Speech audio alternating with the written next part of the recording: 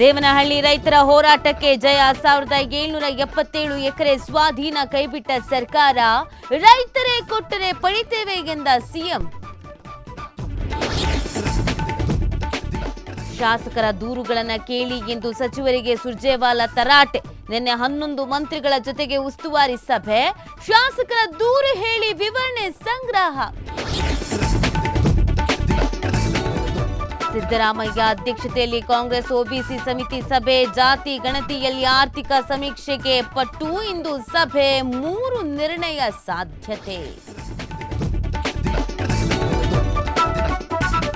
ಬಾಹ್ಯಾಕಾಶದಿಂದ ಸುರಕ್ಷಿತವಾಗಿ ಮರಳಿದ ಶುಭಾಂಶು, 20 ದಿನ ಅಂತರಿಕ್ಷದಲ್ಲಿದ್ದ ಸಾಧನೆ ಮಾಡಿದ ಶುಕ್ಲ, ಆಗಸ್ಟ್ 17ಕ್ಕೆ ಭಾರತಕ್ಕೆ ವಾಪಸ್.